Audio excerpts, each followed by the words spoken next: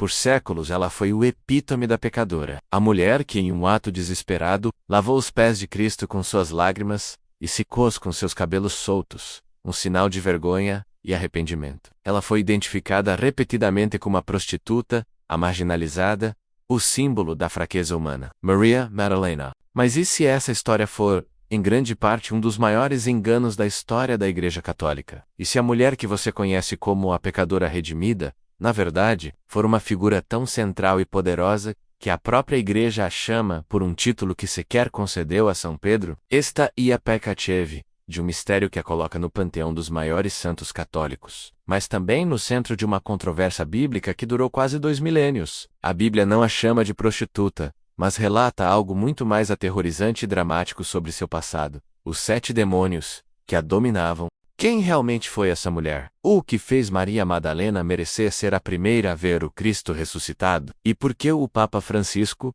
em um movimento histórico, finalmente corrigiu esse erro, elevando sua festa litúrgica e reafirmando o seu título máximo? Para entender por que uma das mulheres mais importantes da fé foi rebaixada a um mito de pecado, precisamos voltar às suas raízes sombrias. Madalena antes de Cristo. A lenda de Maria Madalena como prostituta se consolidou por uma coincidência eclesiástica. Nos evangelhos vemos várias mulheres interagindo com Jesus. O erro que manchou sua reputação por séculos foi cometido no ano de 591, pelo Papa Gregório Magno. Em um sermão, ele fundiu 3 figuras distintas em uma só: a Maria que lavou os pés de Jesus com unguento em Betânia, a pecadora anônima que chorou aos pés de Cristo em Lucas 7, e a própria Maria de Magdala. O raciocínio era simples para a época.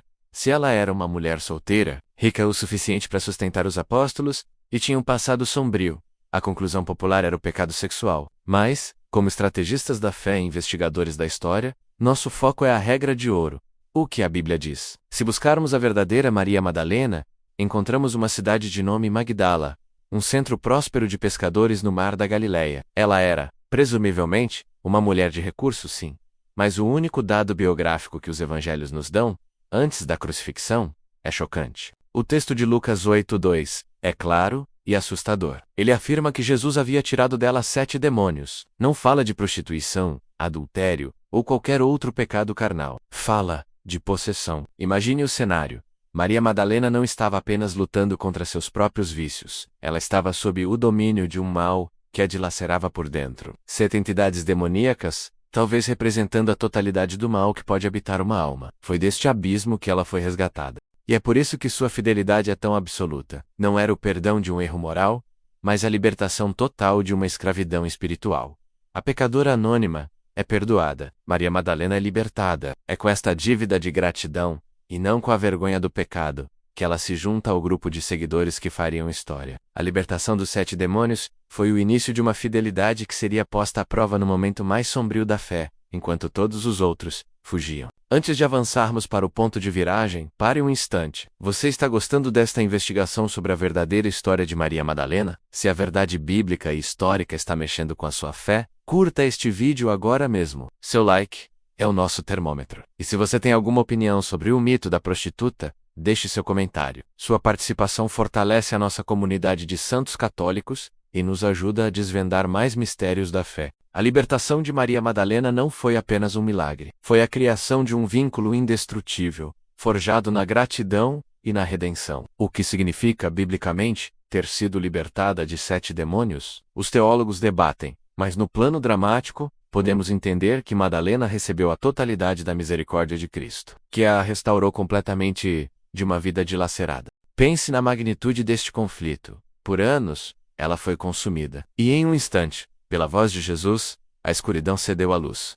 Este não é um arrependimento gradual. É uma revolução de alma, uma dívida de amor, que ela jamais poderia pagar. É por essa razão que, a partir desse momento, Maria Madalena demonstra uma devoção inigualável. Ela não apenas o segue, mas o sustenta. Ela utiliza seus próprios bens para financiar a missão dos apóstolos e de Jesus, provando que sua gratidão se traduzia em serviço ativo e incondicional. Aqui reside o ponto de viragem. Enquanto os apóstolos, homens escolhidos e treinados, ainda discutiam sobre quem era o maior, ainda duvidavam e mais tarde fugiriam, Madalena já havia entregado tudo. Ela era a prova viva de que a graça de Cristo transforma o abismo mais profundo na fonte do amor mais puro. Sua fraqueza anterior se tornou sua maior força. A mulher que havia sido escravizada pela escuridão seria a única a ter a coragem de permanecer ao lado da cruz, testemunhando o fracasso humano e a vitória divina. A fidelidade de Madalena, nascida dos 7 demônios e selada pela gratidão, agora a levaria ao palco mais sangrento e sagrado da história, a crucifixão. E a recompensa por essa inabalável lealdade viria na manhã do domingo. Ela, que amou mais que os homens, seria a primeira a ver o Deus ressuscitado. Oh no limit. A verdadeira medida da fé não está na bonança, mas na desgraça. Quando o mestre foi preso, a multidão que o aclamava se dispersou. Os apóstolos, com exceção de um, fugiram, temendo a mesma sorte. A promessa de Pedro, de morrer por Cristo, se desfez em 3 negações covardes. No momento mais crucial da história da salvação, a masculinidade da fé falhou. Mas ao pé da cruz, no Gólgota, em meio à agonia e ao escárnio, havia um pequeno grupo que não se moveu. E lá estava ela, Maria Madalena. Não se tratava de imprudência. Tratava-se de um amor purificado. A mulher que havia sido liberta dos 7 demônios, menos a mulher que, pelas lentes históricas distorcidas, foi rotulada como pecadora, agora provava ser mais fiel do que os 12, ela testemunhou cada golpe, cada espinho, a lance que perfurou o lado. Sua devoção era inabalável, não por obrigação, mas pela gratidão radical de quem foi resgatada do inferno pessoal. Madalena permaneceu no sepulcro. E depois do sabá, enquanto o mundo dormia na descrença e na tristeza, ela e as outras Marias foram cumprir o último ato de misericórdia: ungir o corpo do Messias. O cenário no Evangelho de João é de desolação e confusão. O túmulo estava vazio. Ela corre, avisa Pedro e João. Eles olham, confirmam, e em sua incredulidade, voltam para casa. Mas Madalena não. Ela fica, ela insiste, ela chora. O amor e a dor a impedem de aceitar o fracasso final. Enquanto chorava, ela olhou para dentro do túmulo e viu os anjos, mas não se deu conta. Depois, ela se vira e vê um homem que supõe ser o jardineiro. A cena é de uma beleza dramática insuperável. Ela pede, com uma dor desesperada, que ele diga onde o corpo de Jesus foi colocado. Então, vem o clímax, o milagre supremo da fé, em uma única palavra. O jardineiro lhe chama Maria. Naquele momento, toda a confusão, toda a dor, todo o trauma do Calvário se desfaz. Ela reconhece a voz do seu mestre, a voz que a havia chamado para fora da escuridão. O resgatador estava ali. Ela tenta se agarrar a ele, e ouvimos uma das frases mais enigmáticas do Novo Testamento: Nolai me tangere. Não me retenhas. Não te agarres a mim. O mestre ressuscitado não pode ser aprisionado ou retido. Ele deve ser anunciado. E é aqui que Maria Madalena transcende a lenda da pecadora, para se tornar a apóstola dos apóstolos. Jesus lhe confia a primeira e mais importante missão da fé cristã. Vai ter com os meus irmãos e diz-lhes. Ela é a primeira mensageira, a primeira a anunciar a boa nova mais importante de todas. Ela corre agora não em pânico, mas com a alegria da ressurreição, e anuncia aos apóstolos descrentes. Viu o Senhor! Sua história não terminou ali. A fidelidade de Madalena ecoa nos séculos, e a Igreja finalmente repara um erro histórico, reconhecendo seu título de honra, a apóstola dos apóstolos. A missão dada a Maria Madalena, vai e dize-lhes, foi o que selou seu legado. Por este ato, a tradição cristã oriental a reverenciou desde o início, com o título de apóstola, apostolorum, literalmente, apóstola dos apóstolos. Pense na magnitude disso. Enquanto o Ocidente a via como a pecadora arrependida, a Igreja Antiga reconhecia que ela detinha uma primazia.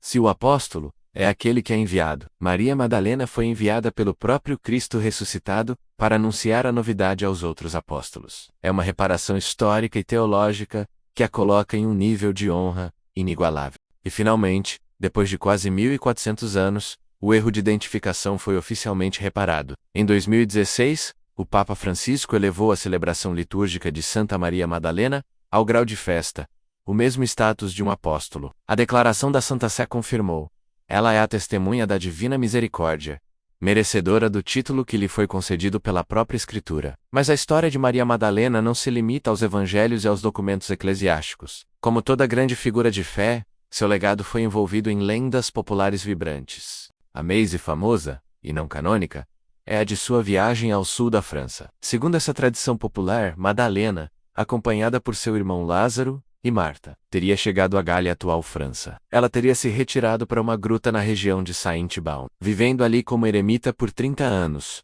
convertendo pagãos com sua pregação fervorosa. Embora esta lenda seja amplamente utilizada e amada pelos fiéis, e seu túmulo em Saint-Maximin seja um importante local de peregrinação, é crucial lembrar, trata-se de uma tradição não canônica.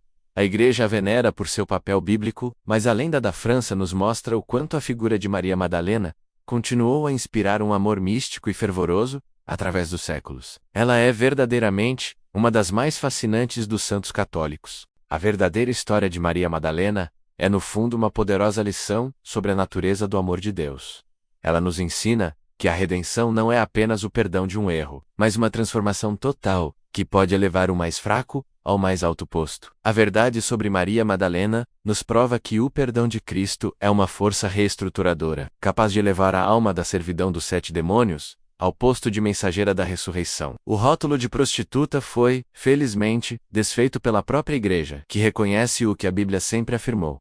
Ela é a apóstola dos apóstolos. A fidelidade de Maria Madalena, que permaneceu ao lado da cruz enquanto o mundo fugia, é o nosso espelho. É a prova viva de que a graça não só apaga o pecado, mas transforma nossa fraqueza na fonte da nossa maior santidade. Ela é a heroína de redenção que todo católico deve venerar. Se esta investigação da fé e da história da Igreja te impactou, não saia sem fazer parte da nossa comunidade. Curta este vídeo, inscreva-se no canal e ative o sino para não perder mais mistérios e desvendamentos sobre os santos católicos. Qual aspecto da vida de Maria Madalena mais te inspira a manter a fidelidade a Cristo, mesmo nos momentos de dor e abandono? Deixe sua reflexão sincera abaixo. Queremos ler a sua resposta. E por falar em pecadores que se tornaram gigantes da fé, nossa próxima investigação vai mergulhar na história do homem que viveu nos vícios da carne e se tornou um dos maiores intelectuais da história da Igreja, Santo Agostinho. Se você adora histórias de redenção profunda, clica agora no vídeo que está aparecendo na sua tela.